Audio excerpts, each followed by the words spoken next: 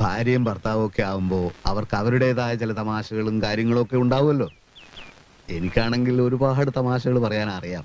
പക്ഷെ അമ്മയുടെ തങ്കമണിയുടെ മുമ്പിൽ വെച്ച് നമ്മള് എന്നെ എന്തിനാ ഇപ്പൊ വിളിച്ചത്? ഞാൻ തുണി കഴുകാണ്. അത് നമുക്ക് പിന്നെ കഴുകാലോ.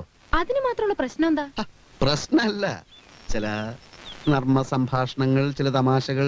ഞാനിപ്പോ പ്രസ്സിൽ വെച്ച് ഇങ്ങനെ ഇരിക്കുന്ന സമയത്ത് പെട്ടെന്ന് എനിക്ക് ചില തമാശകൾ തോന്നി. അതോടനെ ശോഭയോട് വന്ന് പറഞ്ഞിട്ട് പോകാമെന്ന് കരുതി. തമാശ എന്ന് വെച്ചാൽ ഒരു വൃദ്ധനെ പറ്റിയാ. ഏത് വൃദ്ധൻ? ഒരു വൃദ്ധൻ. ഈ വൃദ്ധൻ ഹോട്ടലാണെന്ന് കരുതി ഒരു ബാർബർ ഷാപ്പിൽ കയറി. അപ്പോൾ വൃദ്ധൻ ബാർബറോട് എന്തുണ്ട്? അപ്പോൾ ബാർബർ കട്ടിങ്ങും ഷേവിങ്ങും. അപ്പോൾ വൃദ്ധൻ രണ്ടും ഓരോ പ്ലേറ്റ് പോരട്ടെ.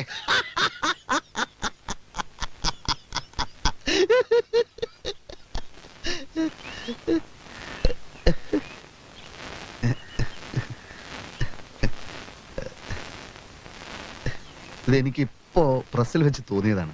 ദിനേശ് ചേട്ടൻ എന്ത് പറ്റി? ശോഭയ്ക്ക് തമാശ ശരിക്കും അങ്ങോട്ട് മനസ്സിലായില്ല അല്ലേ? എന്നാ പിന്നെ വേറൊരു തമാശ പറയാം. ഇതെന്തായാലും ശോഭയ്ക്ക് ചിരി വരും. ഭയങ്കര തമാശ. എനിക്ക് തുണി കഴുകണം, അമ്മയ്ക്ക് ദേഷ്യം വരും. എന്ന് വെച്ചാൽ എങ്ങനെയാ? ഇതും കൂടി കേട്ടിട്ട് പോയാൽ മതി. ഇതും എനിക്കിപ്പോ പ്രസ്സിൽ വെച്ച് തോന്നിയ വേറൊരു തമാശയാണ്. പെണ്ണ് കാണാൻ വന്ന പയ്യന്റെ അച്ഛനോട് പെണ്ണിന്റെ അച്ഛൻ ടിഫിൻ കഴിച്ചു കഴിഞ്ഞിട്ട് അഭിപ്രായം പറയാമെന്നാണല്ലോ പറഞ്ഞിരുന്നത്. എന്നിട്ട് എന്താണ് പറയാത്തത്? അപ്പോൾ പയ്യന്റെ അച്ഛൻ ബജ്ജിയിൽ ഉപ്പ് പോരാ.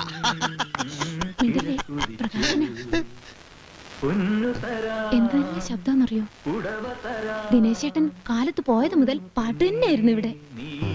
നമ്മൾ പറയില്ലേ ഗാനഗന്ധർവൻ അനുഗ്രഹീതമായ ശബ്ദം എന്നൊക്കെ?